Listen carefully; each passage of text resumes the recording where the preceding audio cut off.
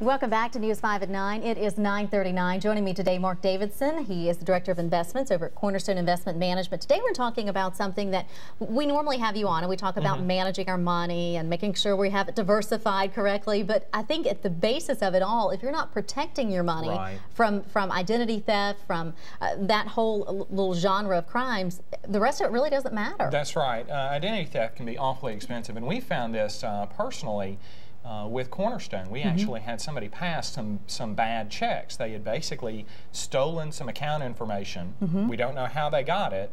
They stole some account information and created these checks and passed them off at different vendors around town and ended up with money in their pocket that fortunately didn't come out of ours because we had responded as quickly as we could to the situation. And you certainly want to alert authorities if anything like that happens. Immediately. Exactly. Now, some decent, some tips today that this doesn't make you go a lot out of your way, but it can save you a lot of hassle and a lot of money. What are some of the biggest tips you give your clients? I think the first thing is you've got to be defensive. You've got to be smart about this, and you've got to prepare just in case. And as you said, these things are not necessarily massive steps that make you put a lot of effort in. It's just small things that can help make a big difference. And what are some things that you recommend? One of the first things is guard your information.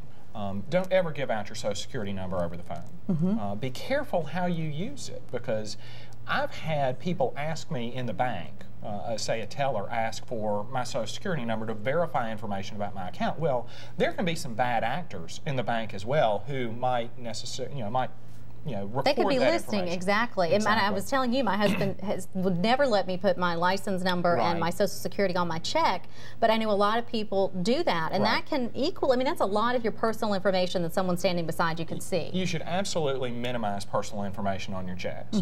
As a matter of fact, some people even just use initials, like M. Davidson or something like that. Better safe than sorry there. Now, you say also buy a shredder. I know this is something you probably go through them daily in your line of business, but you could get them relatively inexpensive now if you just need a little home one. You can go to Staples or Office Depot and buy a $20 shredder that'll serve all your needs at home. And we use it for packing too now. So when you're mailing stuff, you can use your shredded stuff. But anything that's got personal information on it needs to just be run like through the any type of bill, any type that you're not saving, any of that type of information, you recommend you go ahead and shred it. I think it's prudent to do so. I think it's prudent to do so.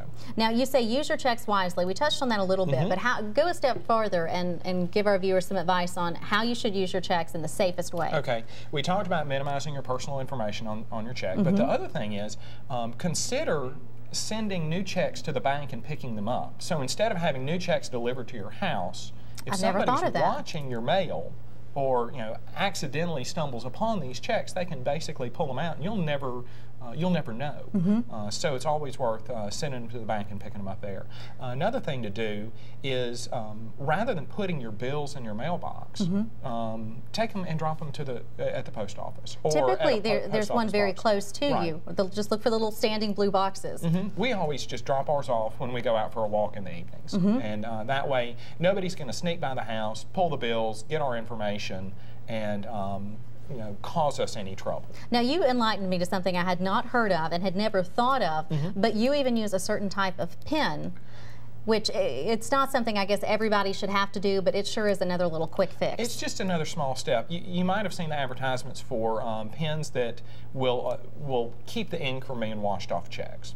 And in essence, what you're doing is basically making sure that nobody can take the information on your check, clear it off, and put whatever they want to in the payee line. And these are called, I think they're like the little uniballs or something like that. You can find it online. I Googled it to see what they were because I thought that was so interesting. I hadn't heard of it, but it is another, I think they're like $2 maybe. Another little cheap fix. Another small step to help minimize the chances that you will be a victim of this crime, because once you minimize these opportunities for a perpetrator to actually do something to you, if you're not the easy mark, you're not likely to be the mark. Exactly. It's like having dogs in your house. They'll go to the next one. Exactly. It's too much trouble. Okay. And finally, something that we always remind people, because you can do this free at least once a year, check your credit annually. Remind us of the importance of that. All you're trying to do here is make sure that you take a look at your credit report and verify every line item on there so that you don't see anything that might be happening that's questionable. And something that most people don't consider is you might also want to check it for minor children.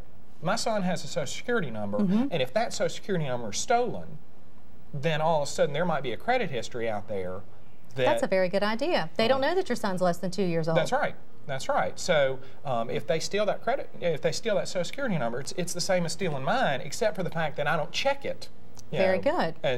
Everybody knows to check their own credit, but if you don't check your kids, then you might have some problems. We've even had stories of dogs getting invites for credit cards in the mail. You just never know. Well, if you'd like more information, you can contact our friends over at Cornerstone. 626-6292 will get you in touch with them over in Daphne. We'll be back with much more, so stay with us. Thanks. Good to see you, Mark. Thank you, Appreciate Jen. it.